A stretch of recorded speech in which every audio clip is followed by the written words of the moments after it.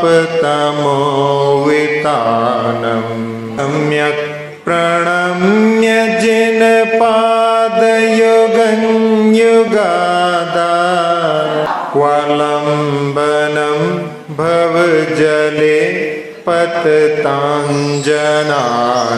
यः संस्तुतः सकलवाङ्मय तत्त्वबोधा उद्भूतबुद्धिपटुभिः सुरलोकनाथैः स्तोत्रैर्जगत्रितैश्चेत्तहरैरुदारैः स्तोष्ये किलाहमपि तं प्रथमं जिनेन्द्रम्। कल के काव्य को बोल लेते हैं। दृष्ट्वा भवन्तमनिमेषु विलोकनीयं नान्यत्र दोषमुपयाति जनस्य चक्षुः पीत्वा पयः शशिकर युक्तिदुग्धसिन्धुः क्षारञ्जलं जलनिधे रसितुं गयेच्छि। 11वें काव्य में आचार्य माधव महाराज ने कि आप अनिमेष विलोकनीयम बिना पलक झपकाए अनिमेष एक तक देखने योग्य आपको देखकर जनस्य चक्षु अन्यत्र दोषित न हो गया। ऐसे भक्तों के नेत्र दूसरी जगह संतुष्टि को प्राप्त नहीं हुए। और आचार्य महाराज ने उदाहरण देते हुए कहा कि दुग्ध सिंधु शशिकर द्विति, जो क्षीर सिंधु है जिसका जल चंद्रमा की कांति वाला है, पयः पीत्वा का जलनिधे क्षारं जलम रसतुमिच्छे, उसका पान करने के बाद में कौन ऐसा होगा जो समुद्र के खारे जल को पीना चाहेगा। अर्थात कोई भगवान के रूप को एक बार जो निहार लेता है फिर उसका मन और कहीं संतुष्ट नहीं हो सकता। कल बताया था कि जैसे पेठा आदि कुछ मीठी चीज खा लो तो उसके बाद दूध पीने पर वो मीठा नहीं लगता, फीका लगता। ऐसे ही भगवान के रूप को देखने के बाद में अन्य देवी देवताओं में वहां पर संतुष्टि प्राप्त नहीं होती। पर्व का समय था और रथ यात्रा का प्रसंग था, लेकिन विधर्मियों ने अड़ंगे लगाए और कि इनका दिगंबर रूप रथ यात्रा निकालना समाज के लिए अच्छा नहीं। और जैन लोगों ने भी अपने प्रयास से वहां पर सफलता पाई और उसके माध्यम से उनका रथ निकलने के लिए जब आज्ञा मिल गई और उस समय में एक देवकी नंदन जी पंडित जी बड़े विद्वान थे, उनका भी समागम मिल गया और उन्होंने अपने तर्क के माध्यम से उनके सारे जो उन्होंने दोष लगाए थे उनका वहां पर खारिज कर दिया कि जब छोटा बच्चा नग्न ही घूमता है तो उसको देख करके किसी को भी मन में विकार उत्पन्न नहीं होते। इसी प्रकार से दिगंबरत्व गीतरागता में वहां पर विकार न होने के कारण में वो किसी के लिए अश्लील नहीं लगते, भद्दे नहीं लगते। और फिर वहां पर जब रथ यात्रा निकालने का प्रसंग आया तो सारे लोगों ने, जैसे कहते हैं कि किसियानी दिल्ली खंबा पहुंचे, तो उन्होंने कि हम सब लोग अपनी अपनी दुकानों को बंद रखेंगे, अपने अपने घर में रहेंगे, रथ यात्रा में हम लोग शामिल नहीं। पूरे नगर में जैसे बिल्कुल कर्फ्यू लग गया हो ऐसी स्थिति निर्मित हो गई थी।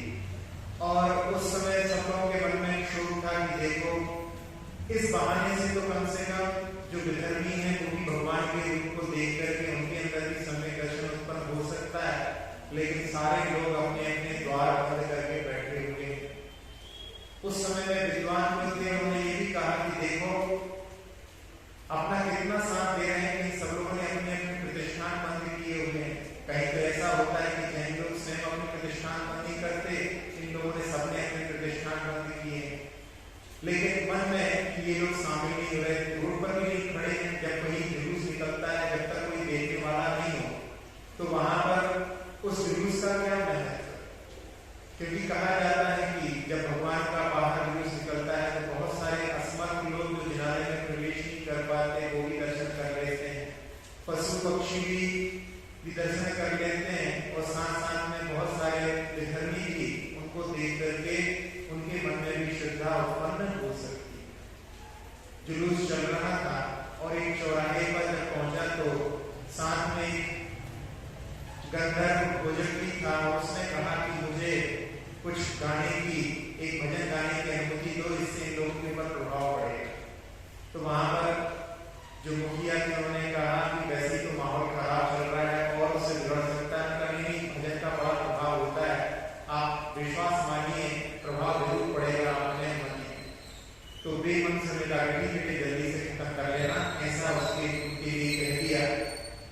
और उन्होंने उस समय में चौराहे पर एक बुद्धजन जी का भजन सुनाया, जिनकी आप लोग दर्शन स्थिति पढ़ते हैं, प्रभु पतित पावन, कोई बुद्धजन का एक भजन था।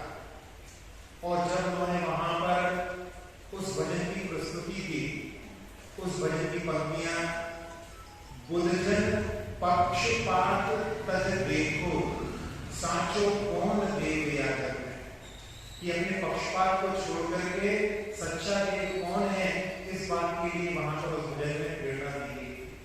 और उस गंधर्व भोजक की जब मधुरतान में जब लोगों ने वहां पर उसके भजन को सुना तो वहां पर जो खिड़कियां दरवाजे बंद थे उनके अंदर भी परिवर्तन आया। उन्होंने अपने अपने घर से निकल करके और भगवान के जहां पर रथ में प्रतिमा थी वहां पर उन्होंने वहीं से अपने अपने घरों से ही अपने सिर को झुका करके नमस्कार किया।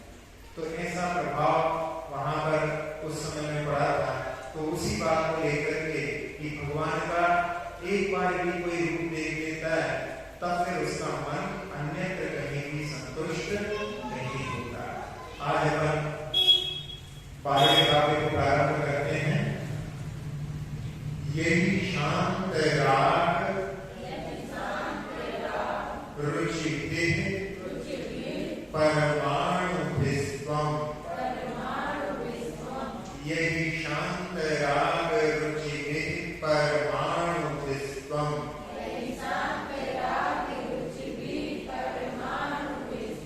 निर्मापितस् त्रिभुवनैक ललामभूत,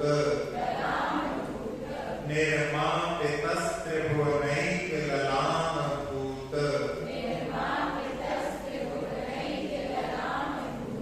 तावन्त एव खलु ते प्रणवः पृथिव्यां, तावन्त एव खलु ते प्रणवः पृथिव्यां,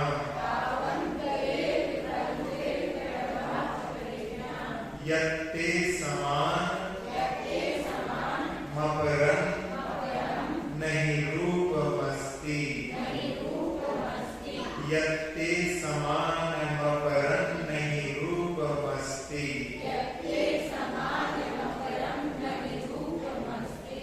यही शांत राग रुचिभिः परमाणुभिस्त्वं,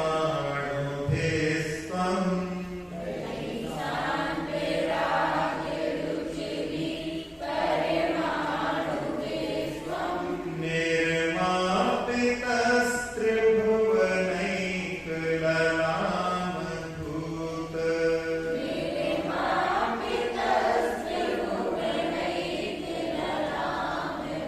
तावन्त एव खलु ते प्रणवः पृथिव्यां,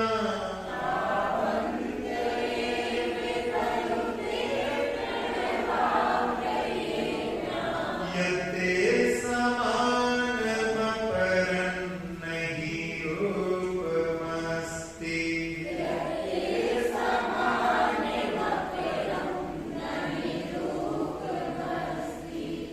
इस 12वें काव्य में आचार्य मार्तंड महाराज भगवान की स्तुति करते हुए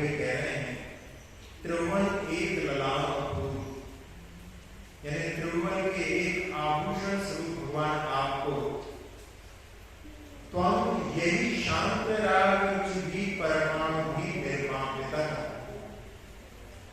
जिन परमाणुओं की शांत राग की किरणें जिसमें से निकल रही हैं, उनके माध्यम से आपका शरीर निर्माण किया गया। खलु निश्चय से पृथिव्यां ते अणवः अपि तावन्ते, वे परमाणु उतने ही थे जिनसे आपका शरीर का निर्माण हुआ। यत् ते समान अपरं रूपं नहीं अस्ति, क्योंकि आपके समान कोई दूसरा रूप देखने में नहीं आता। यदि और परमाणु होते तो कोई और भी आपके जैसा सुंदर होता, लेकिन ऐसा कोई दूसरा सुंदर रूप देखने में नहीं मिलता।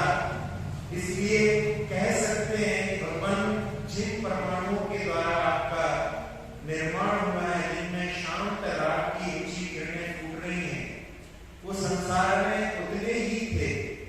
इसीलिए आपके समान कोई संसार में दूसरा रूप देखने में नहीं मिलता। तो यहां जैसे कि कोई चीज जब समाप्त हो जाती है तो फिर उसके बाद में उसको फिर वहां पर कैसे बता सकते हैं, तो इसलिए यहां पर कहा जा रहा है कि भगवान उतने ही परमाणु थे, वो पूरे समाप्त आपके रूप के बनाने में हो गए। यदि अधिक होते तो वैसा कोई दूसरा रूप देखने में आता, लेकिन कहीं देखने में आता नहीं है। तो एक बात और भी इससे सिद्ध होती है कि यदि वो कम होते तो क्या होता, यदि कम होते तो भगवान का रूप पूर्णतः सुंदर नहीं होता, लेकिन भगवान का पूर्णतः रूप जो है रोम रोम शांति से भरा हुआ है। इसलिए परमाणु जितने उनके शरीर के लिए आवश्यक थे उतने पूर्ण थे, और वो पूरे के पूरे आपके शरीर के बनाने में लग गए। इसीलिए आप लोग भजन में बोलते भी हैं, मेरे को अंग अंग जिन भर के, जिनसे झलके शांति अपार। पढ़ते नहीं पढ़ते, मेरे को अंग अंग जिन भर के, जिनसे झलके शांति अपार। यानी एक एक अंग से उनकी भीतरात्मा वहां पर प्रकट होती है। इसका मतलब है कि वो परमाणु पूर्ण थे, उसमें कोई कमी नहीं थी।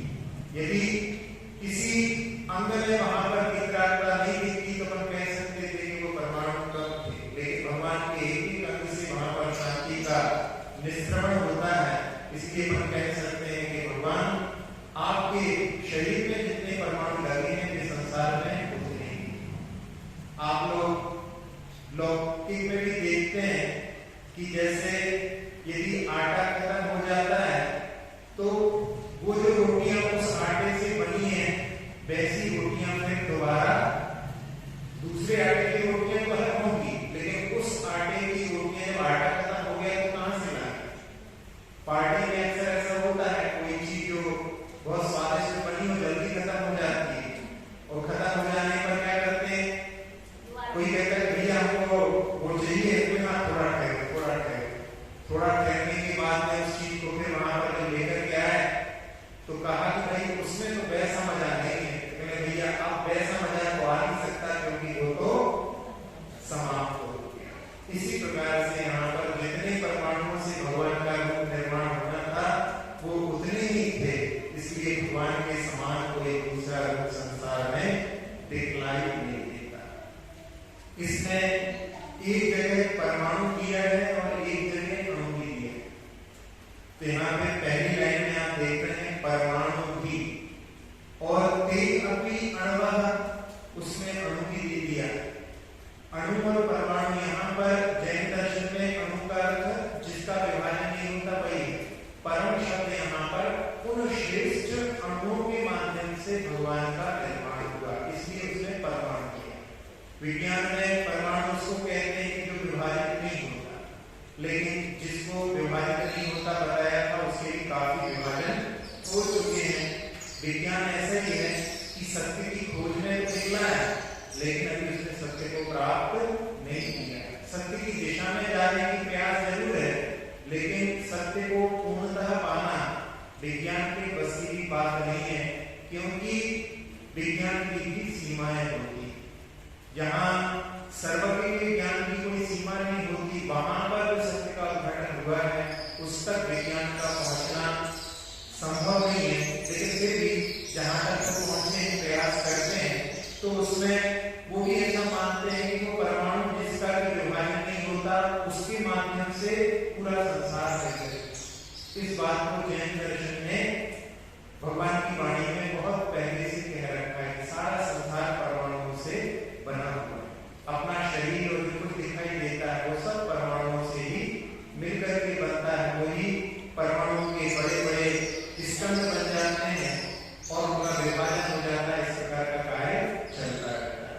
तो यहाँ इसलिए परमाणु शब्द पे उन्हें दिया है कि उन श्रेष्ठ परमाणुओं के माध्यम से भगवान आपका निर्माण हुआ है, इसलिए कहा है। अपना जो शरीर होता है वो पौधगलिक है, सब लोग जानते हैं, और पुद्गल का गुणधर्म जो होता है तत्व सूत्र में आपने पढ़ा है कि स्पर्श रस गंध वर्ण बनता है पुद्गला। उस पुद्गल में स्पर्श भी होता है, रस भी होता है, गंध भी होती है और वर्ण भी होता है। तो भगवान के शरीर के निर्माण में जो परमाणु लगे हैं उनकी क्या विशेषता है? कहीं तो दिया कि श्रेष्ठ परमाणु है, लेकिन अपने चार गुणधर्म में उनको देखें तो उसके बारे में आचार्य भीष्म स्वामी ने धवला ग्रंथ में लिखा है कि वो परमाणु स्पर्श की दृष्टि से भी देखा जाए तो उनके समान कोमल कोई दूसरे परमाणु नहीं होते, यानी अत्यंत कोमल होते हैं वो परमाणु। परमाणु के पास में भी जैसे कि पुद्गल के पास में 8 प्रकार के स्पर्श होते हैं तो उसमें कोमलता उन परमाणुओं में होती है। इसके बाद में रस के बारे में कहा जाए तो उनका स्वाद अमृतोपम, यानी अमृत के समान उपमा को धारण करने वाला उन परमाणु का स्वाद ऐसा होता है, रस उनका ऐसा होता है जिनसे भगवान का निर्माण होता है। इसके बाद में गंध, चंदन से भी सुगंधित उन परमाणुओं की गंध होती है। और इसके बाद में वर्ण, तो उनकी आभा ऐसी रहती है जैसी आभा और परमाणुओं में नहीं पाई जाती है। और इसमें कहीं दिया है कि शांत राग रुचि, जिसमें से शांति की किरणें फूट रही हैं, ऐसे परमाणुओं के द्वारा भगवान का निर्माण होता है। अब एक प्रश्न आप लोगों के मन में उत्पन्न हो सकता है कि तीर्थंकर का इतना सुंदर शरीर होता है और एक महापुरुषों में या महापुरुषों में आते, कृष्ण सलाहकार पुरुषों में तो नहीं आते, महापुरुषों में कामदेव भी आते।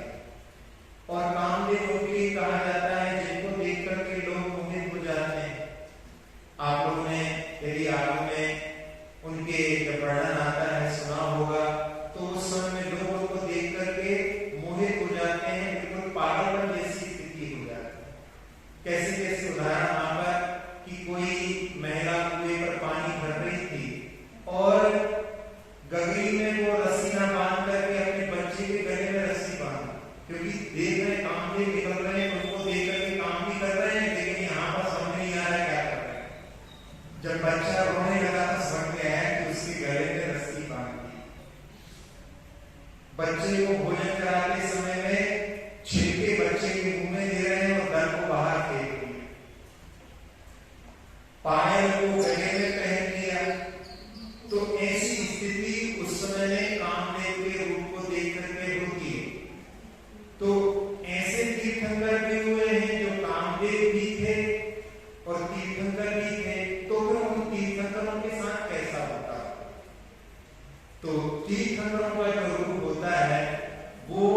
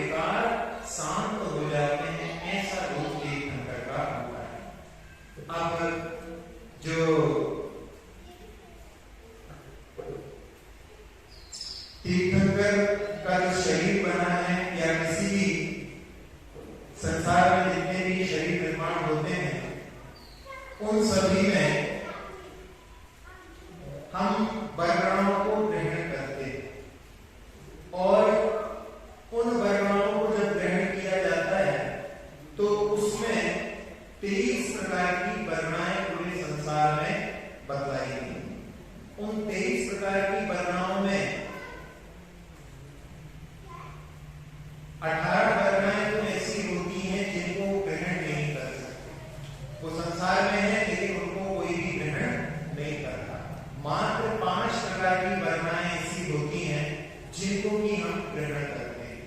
तो उन वर्णाओं में हम देखें तो सबसे पहली वर्णा है आहार वर्णा।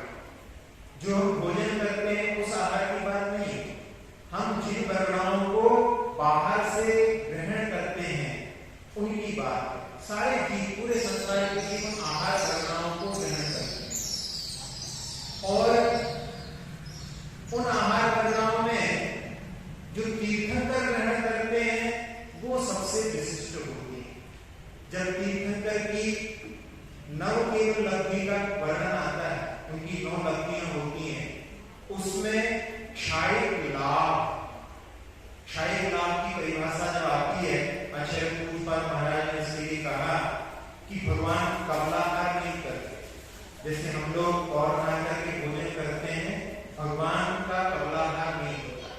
उनका केवल ज्ञान होने पर भुक्ति का अभाव होता है, भोजन का अभाव होता है। अनंत शक्ति के धारी हो गए, अब उनके लिए भोजन की क्या आवश्यकता? जिसके पास शक्ति नहीं होती वो भोजन करता है कि जो शक्तिवान पेट भरा हो भोजन करेगा। जिसका पेट भरा है, जिसके पास में शक्ति है, उसको भोजन की क्या आवश्यकता? तो यहाँ पर भगवान प्रति समय में ऐसे अच्छे परमाणुओं को ग्रहण करते हैं। उसके लिए कहा कि वो अन्य मनुष्य के लिए, अन्य मनुष्य आदि के लिए संभव नहीं है। ऐसे सुंदर परमाणुओं को वो ग्रहण करते हैं जो परम शुभ होते हैं, सूक्ष्म होते हैं, अनंत होते हैं। ऐसे पुद्गलों को प्रति समय में उनके शरीर में वो स्पर्श करते हैं और अंदर प्रवेश कर जाते हैं। इसीलिए कोई केवली जिनको की केवल ज्ञान 8 वर्ष अंतर्मुख में हो गए, 8 वर्ष में अंतर्मुख में मुनि बनने के बाद में अंतर्मुख में जिन्होंने केवल ज्ञान प्राप्त कर लिया और जिनकी आयु कितनी थी, पूर्व कोटि की आयु। तो पूर्व कोटि की आयु इतने लंबे समय तक बिना भोजन के उनका शरीर कैसे चलता है? इन्हीं आहार वर्णाओं के जो क्षायिक लाभ है उसके माध्यम से उनके प्रति समय में ऐसी वर्णाएं उनके आती रहती हैं, उससे उनका शरीर इतने लंबे समय तक चलता है। श्वेतांबर परंपरा में ऐसा माना जाता है कि भगवान वहां तक भोजन करते हैं, लेकिन वो घटित नहीं होता। उनकी मान्यता में उन्होंने परिश्रमों को देख करके कि भगवान के भी 11 परिचय होते हैं, लेकिन वो परिचय औपचारिक होते हैं। जैसे भगवान का जो ध्यान होता है जिससे निद्रा हो रही है, तो उस समय में वो ध्यान भी औपचारिक होता है, वास्तविक ध्यान नहीं कह सकते उसको, क्योंकि निद्रा हो रही इसलिए माना जाता है। लेकिन जिन्होंने सब कुछ प्राप्त कर लिया, केवल ज्ञान प्राप्त कर लिया, अब उनका क्या? अपन जैसे ध्यान लगाने के लिए आसन लगाओ, ऐसा मन लगाओ। जिन्होंने केवल ज्ञान प्राप्त कर लिया उनका क्या ध्यान?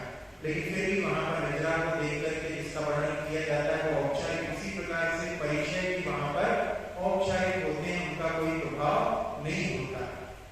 तो वहां पर उन्होंने परिचयों का भी प्रभाव मान करके भगवान को भी वहां पर कमलाहार से युक्त बतलाया। लेकिन जिन्होंने अनंत शक्ति को प्राप्त कर लिया उनके लिए कमलाहार की कोई आवश्यकता नहीं पड़ती। तो ये कहलाता है पहला जो वर्णा है वो आहार वर्णा कहलाती है। इसके बाद में तेजस वर्णा होती है। अपने शरीर में कारण शरीर के साथ साथ में तेजस शरीर होता है, उनकी वर्णाओं को भी अपन ग्रहण करते हैं। इसके बाद में भाषा वर्णा, अपन जो बोलते हैं उसके लिए भी वर्णाओं की आवश्यकता होती है, उनको भी जीव ग्रहण करते हैं, वो भाषा वर्णा कहलाती है। इसके बाद में होती है मनोवर्णा, अपने मन के माध्यम से जो कुछ अपन चिंतन करते हैं उसके लिए भी वहां पर वर्णाएं होती हैं, वो मनोवर्णा कहलाती है। और 5वीं वर्णा है कर्म वर्णा, जिनको भी प्रत्येक समय में जीव ग्रहण करता है। ये आहार वर्णा तो ऐसा हो सकता है कि बीच में कभी ग्रहण ना करे। जैसे जब जीव मरण को प्राप्त होता है तो उस समय में क्या होता है, उसकी आत्मा एक शरीर को छोड़ करके दूसरे शरीर के लिए जाती है। कैसे जाती है? तो तत्वा सूत्र का सूत्र कहता है अनुश्रेणी गति, श्रेणी के अनुसार उसकी गति होती है। आपने ग्राफ पेपर में देखा है, उसमें हॉरिजॉन्टल लाइन और वर्टिकल लाइन होती है। शतरंज में जैसे हाथी चलता है, या तो सीधा चलता है या आड़ा चलता है, तो बस ऐसे ही जीव एक शरीर को छोड़ करके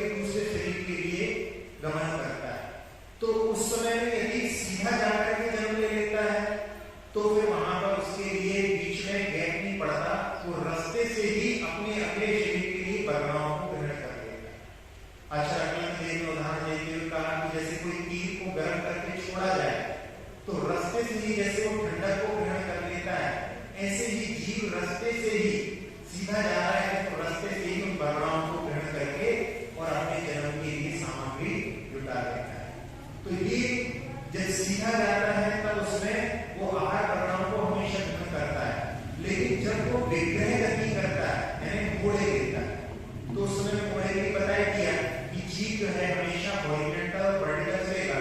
जैसे कोई जीव यहाँ है और उसको वहां उत्पन्न होना है, तो वो ऐसा नहीं जाएगा, विकर्ण में नहीं जाएगा, वो पहले ऐसा जाएगा, फिर इसके बाद में लेफ्ट टर्न लेगा, 90 डिग्री से ही केवल टर्न लेता है। तो उस समय क्या होगा, जब वो एक कोणा लेता है तो एक समय यहां से यहां तक के लिए वो आहार परिणाम को ग्रहण नहीं करता। इसलिए तत्काल सूत्र का सूत्र आता है एकम दो तीन बार आहार का, एक समय, दो समय, तीन समय तक वो अनाहार करेगा। तीन मोड़े ज्यादा से ज्यादा लगते हैं पूरे संसार में, कहीं से कहीं जीव हो, बस तीन समय ज्यादा से ज्यादा मोड़े भी लगते हैं जब वो आहार होता है। चौथे समय में वो अपने शरीर के योग्य वर्णाओं को ग्रहण करने लगता है। इतने ही छोटे समय के लिए जीव शरीर से रहित होता है, यहाँ पता नहीं पड़ पाया किसी का मरण हो गया और वो वहां जाकर के जन्म ले लेता है। तो ऐसी जो है मरण की प्रक्रिया होती है। उस समय में वो आहार परिणाम को ग्रहण करता है, वो केवल इतने समय के लिए उनका व्यवधान आता है। तो जो केवली होते हैं उनका केवल वहां पर 9 कर्मा आहार होता है, यानी परिणाम को ग्रहण करते हैं उनका। अपन लोग भी परिणाम को ग्रहण करते हैं, कवलाहार के साथ साथ में शरीर के बाहर से ही परिणाम को ग्रहण करते हैं। कई लोग जो घड़ी हमेशा पहने रहते हैं पट्टे वाली, उनके नीचे खोल करके आप देखो तो वहां पर सफेद सफेद लाइन बन जाती है, वहां पर उन परिणामों का अच्छी तरह से स्पर्श नहीं हो पा रहा है, इसलिए वहां की त्वचा अलग रूप में हो जाती है। कई लोगों को बनियान में निशान बन जाते हैं, तो ये उधर पे अच्छी तरह से व्यवधान आने के कारण वहां पर आहार प्रक्रियाएं अच्छी तरह से नहीं पहुंच पा रही है उसका प्रति। तो वो 9 परिणाम के माध्यम से केवल तीर्थंकरों का शरीर चलता है। फिर नारियों के लिए कैसे शरीर चलता है, तो उनके लिए कहा कर्माहार, कर्म ही उनका आहार है। कर्म का बंधन तो सभी जीवों को होता है, उनका वहां पर कोई भोजन नहीं होता। आप लोगों ने छठाना में पढ़ा है कि सिंधु नीर में प्यास न जाए तो पण एक ना भूत लाए, 3 लोगों को ना खाए। हाँ, तो एक कण नहीं मिलता है, फिर उनका शरीर इतने लंबे समय तक कैसे टिकता है, तो उनका कर्माहार कहा जाता है। कर्म के माध्यम से उनका जीवन चलता है। इस प्रकार से ये दूसरा हो गया। और तीसरा होता है देवों का मानस आहार। देव लोगों का मानसिक आहार होता है, मन में संकल्प करते हैं और उनका अमृत झड़ जाता है, उनके लिए भोजन की आवश्यकता नहीं पड़ती। फिर भी संसार में बहुत सारे लोग देवताओं के लिए जहां पर उनके नाम से अपने उदर की पूर्ति करना चाहते हैं, अपनी जिह्वा की पूर्ति करना चाहते हैं, इसलिए वो बलि आदि प्रथा के माध्यम से देवता को बोल करके स्वयं अपने पेट को, अपनी जिह्वा को तृप्त करने का कार्य करते हैं। और कभी कभी कोई देव पौधों के रूप में कुछ दिखा ही सकता है, लेकिन उनका भोजन जो है कवलाहार नहीं होता, मांसाहार नहीं होता, स्वाहार नहीं होता, उनका तो केवल मांस आहार होता है। इसके बाद में एक होता है ओजाहार। ओजाहार होता है जो अंडे से उत्पन्न होते हैं उनका ओजाहार होता है। जब अंडे निकलते हैं उसके ऊपर उनकी माता बैठ करके उसको सेना बोलते हैं, उसके माध्यम से वो उनको ऊष्मा ऊर्जा पहुंचाती है, उसके माध्यम से उनका विकास होता है। एक बार एक जगह एक मयूरी, उसको एक सियार ने मार दिया और एक किसान ने देखा कि उसके 3 अंडे वहां पर हैं, मयूरी का मरण हो गया। उसने सोचा कि इसके जो बच्चे कैसे बचेंगे, तो उन अंडों को वो उठा लाया और उठा लाने के बाद में उसके घर में मुर्गी थी, तो उसने वहीं पर रख दिए और मुर्गी उनके ऊपर बैठने लगी। तो उसके माध्यम से उनको ऊष्मा ऊर्जा मिली, उसमें से 3 में से 2 में से वहां पर मयूर के बच्चे निकल आए। एक जो है फिर भी मन को प्राप्त हो गया, तो वो उसके माध्यम से उनके लिए ऊर्जा ऊष्मा मिलती है, वो कहलाता है ऊर्जा। फिर एक होता है एक इंद्रियों में लेपा। एक इंद्रिय होते हैं वृक्ष आदि, वो वहां पर पानी मिट्टी आदि के माध्यम से अपने सीखते हैं तो वो लेपाहार कहलाता है। ये लेपाहार केवल एक इंद्रिय में होता है। कई बार लोगों के मन में कि जो महाराज जी की बढ़िया वृत्ति की जाती है उसमें जिनको तेल आदि लगाया जाता है तो वो आहार हो जाएगा, ऐसी भी लोगों की धारणा रहती है।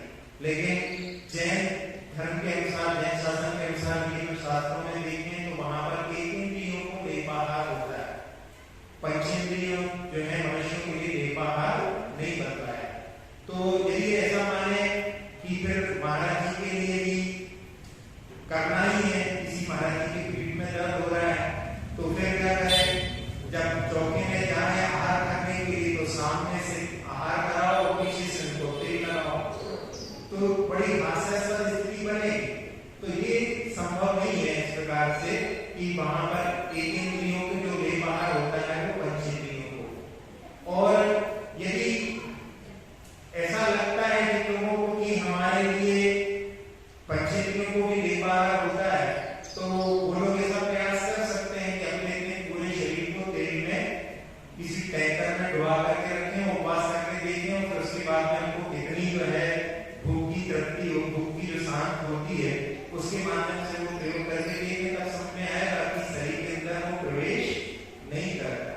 तो ये लेपाहार जो है एक इंद्रिय में होता है। एक बार आचार्य श्री जी की बहुत पहले की बात है, होटल में थे और उनकी आंख में चंदन का तेल डाल दिया गया और वो चंदन के तेल में स्प्रिट मिला हुआ था और आंखें बिल्कुल जो है जलने लगी। ऐसी स्थिति हो गई, आंखों में बिल्कुल आंसू, बिल्कुल लाल सुर्ख हो गई आंखें। और उस समय में कुछ लोग थे, उन्होंने कहा कि क्या करें, कैसे बढ़िया वृद्धि करें। तो उन्होंने कहा कि हम तो जानते नहीं है, यदि पर आंखों को पानी से धुलाएंगे तो पानी आंखों में लग जाएगा तो वो आहार हो जाएगा। तो कहा पंडित जी गगन मोहल्ला की कटनी वाले हैं, उनसे पूछ करके आते हैं। तब एक लारी जी, एक बाबा जी थे, प्रतिमाधारी थे, उन्होंने कहा कि तुम लोग नहीं जानते भैया, भले तुम सब लोग बाहर निकलो। और उन्होंने आचार्य जी को अंदर कक्ष में कमंडल के जल से उनकी आंखें धुलवाई, उसमें से जब वो निकल गया थोड़ी शांति मिली। ये तो बहुत बड़ी क्षति हो सकती है। तो ये सही रूप समझ नहीं पाने के कारण ऐसी स्थिति बन जाती है कि लोग समझने लगते हैं कि तेल आदि के माध्यम से भी मालिश करना भी आहार हो जाता है। ये तेलेंद्रिय में ही होता है, इसको लेपाहार कहा जाता है। और इसके बाद में कमलाहार, जो दो इंद्रिय से लेकर के पंचेंद्रिय तक के जीवों का जो नारियों और देवों को छोड़ करके जो भोजन होता है वो और बना करके जो भोजन किया जाता है वो कमलाहार कहलाता है। तो इतने प्रकार के आहार यहाँ पर बताए हैं। इसमें जो 9 कर्माहार होता है वो केवलियों को होता है। उसी बात का जिक्र इस काव्य में किया है कि भगवान जिन परमाणुओं के माध्यम से आपका शरीर का निर्माण हुआ है वो संसार में उतने ही थे, इसीलिए आपके समान कोई दूसरा रूप संसार में देखने के लिए नहीं मिलता। अब एक बात इसमें हम देखें कि जैसे भावों के माध्यम से हम 9 कर्म वर्णाओं को ग्रहण करते हैं, तीर्थंकर अपने भीतर भावों से उनको ग्रहण करते हैं, इसलिए वहां पर वो उत्तम उत्तम परमाणुओं को ग्रहण करते हैं। हम लोग भी भाव तो करते हैं, लेकिन हम सब लोगों के भाव राग द्वेष से युक्त होते हैं, इसलिए वो परमाणु उतनी अच्छी क्वालिटी वाले नहीं आता। तो यदि हम राग के परिणामों के साथ में यदि उनका अर्जन करेंगे तो वो राग से सहित होंगे, और यदि द्वेष भावों के साथ में यदि हम ग्रहण करेंगे तो वो द्वेष से सहित होंगे। तो जो रिसीवर होता है उनका रिसीवर है, ग्रहण करने वाली जो शक्ति उनके पास में होगी वो इतनी पावरफुल होती है जिसके माध्यम से यहीं पर वो अच्छे परमाणु भी हैं और यहाँ पर बाकी सब साधारण परमाणु भी हैं, लेकिन उनको ग्रहण करने की सामर्थ्य जिसके पास में है वो उनको ग्रहण कर लेते हैं। तो तीर्थंकर जहाँ भी रहते हैं वहां पर अच्छे अच्छे परमाणुओं को ही ग्रहण करते हैं। ये परमाणुओं को ग्रहण करना ये 9 कर्माहार हो गया, लेकिन जो हर कमलाहार भी लेते हैं उसका भी प्रभाव अपने जीवन में पड़ता है। एक दिन हमने द्रव्य क्षेत्र काल भाव का बताया, तो उस बताया था कि द्रव्य का प्रभाव आहार का भी प्रभाव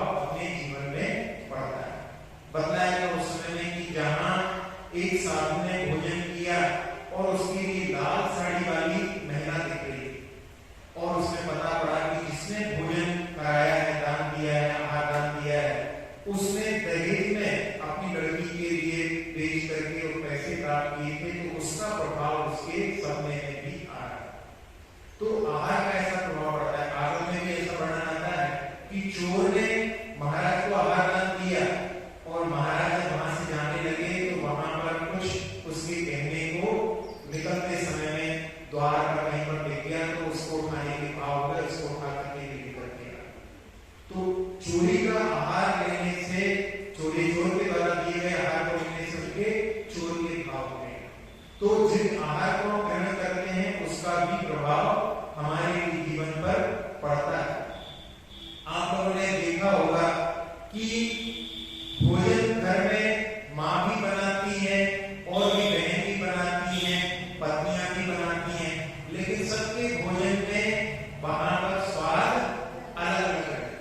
एक ही चीज जो है किसी के हाथ से बनती है उसका स्वाद अलग रहता है और कोई दूसरा बनाता है तो उसका स्वाद अलग रहता है। माता जब बनाती है तो उसके साथ में वात्सल्य के परमाणु वहां पर उसमें मिश्रित हो जाते हैं।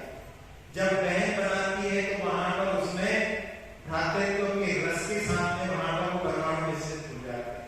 तो इसका प्रभाव भी जीवन में पड़ता है।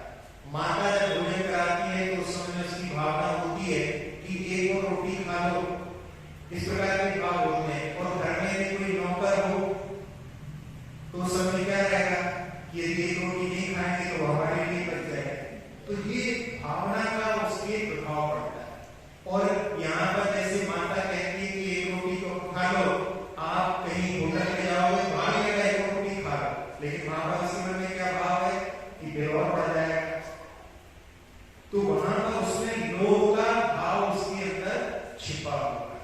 तो इस प्रकार से उस भोजन में भी वहां पर प्रभाव हो जाता है। आप लोग भोजन करते हैं, बहुत सारे माताएं शिकायत करती हैं कि हमारा बच्चा जब तक हाथ में मोबाइल नहीं पकड़ लेता तब तक भोजन नहीं करता, जब तक टीवी चालू नहीं करो तब तक भोजन नहीं करता। तो ये भी एक संस्कार जो पढ़ रहे हैं, ये भी अच्छी पढ़ते हैं। यदि हम टेलीविजन देख करके भोजन करते हैं, और आजकल अक्सर ऐसा हो रहा है कि जो छोटे बच्चे हैं, टीनेजर तक के बच्चों का मोटापा बढ़ रहा है, उसका कारण टेलीविजन मोबाइल देख करके भोजन करना। क्योंकि उस समय जब भोजन करते हैं तो उसकी मात्रा का कोई भी ध्यान नहीं रहता। जब व्यक्ति सीधा अकेले में भोजन करे और कहीं ध्यान नहीं जाए तो उसको ध्यान रहता है कि हमको कितना खाना है, क्या खाना है। लेकिन उस समय में जब टेलीविजन आदि देख करके, मोबाइल आदि देख करके भोजन करेंगे तो कोई ध्यान नहीं रहता। तो उसका प्रभाव भी इस प्रकार से हमारे शरीर के ऊपर पड़ सकता है। ये भी हम इसके माध्यम से समझने का प्रयास कर सकते हैं, अपने आप को बचाने का भी प्रयास करना चाहिए। और साथ ही साथ में यदि टेलीविजन और मोबाइल देख करके भोजन बना रहे हैं तो उसके ऊपर भी, वहां पर भोजन के ऊपर भी प्रभाव पड़ेगा। कई लोग ऐसे अच्छे परिवार वाले होते हैं, उनके यहाँ पर ये नियम रहते हैं कि कोई भी जो है टेलीविजन या मोबाइल देख करके भोजन नहीं करेगा और ना बनाते समय में उनका प्रयोग करेगा। तो ऐसे जो है अपने शरीर के ऊपर किन चीजों का प्रभाव पड़ सकता है, उसकी दृष्टि रखकर के जीवन ध्यान दें, तो इसके माध्यम से हम अपने जीवन को और अच्छी तरह से परिवर्तित भी कर सकते हैं। एक बात और है कि जहां आहार दान दिया जाता है और उस समय में भिखारी मीराज जो होते हैं उनके हाथ में नीरस भोजन भी दिया गया है, लेकिन उनके पास में घृत श्रावी, अमृत श्रावी की रिद्धि है, तो वो अमृत के रूप में भी परिवर्तित हो जाता है। रिद्धियों का प्रभाव ये भावों के ऊपर भी है। भावों के ऊपर भी प्रभाव है कि सामान्य जल भी, जैसे जब आम के वृक्ष में जाता है तो मधुर रूप में परिणत हो जाता है, वही जल जब नीम के पास जाता है तो वो कटुता में परिवर्तित हो जाता है, वही जल जब केले के वृक्ष में जाता है तो कपूर के रूप में परिवर्तित हो जाता है। तो इस प्रकार का प्रभाव, और वही जल जब गाय के मुंह में जाता है तो दूध के रूप में परिणत हो जाता है।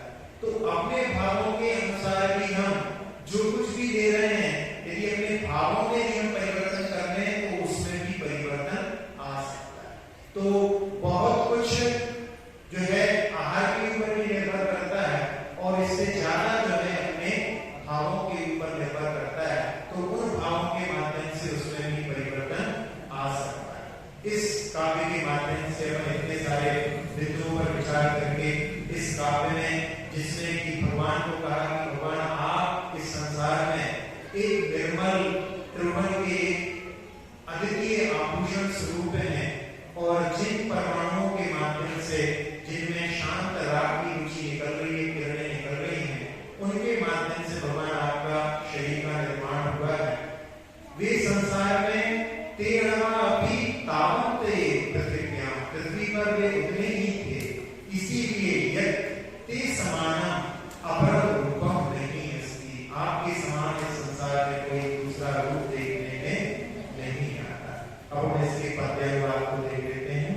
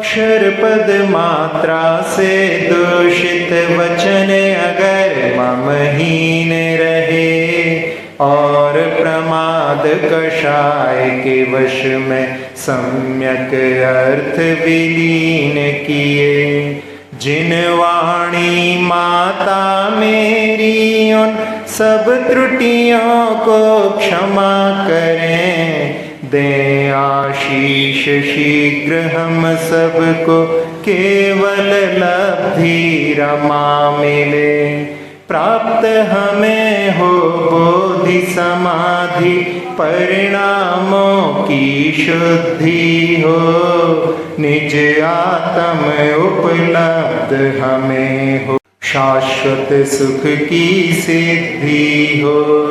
चिंतित वस्तु दात्री माता चिंतामणि उपमा भाती, करो वंदना पूर्ण विनय से चरण रखूं मैं ये पाती, कर जिन वाणी स्तुति तन की ममता टार, महामंत्र का जाप अब सभी जपें नभ बार।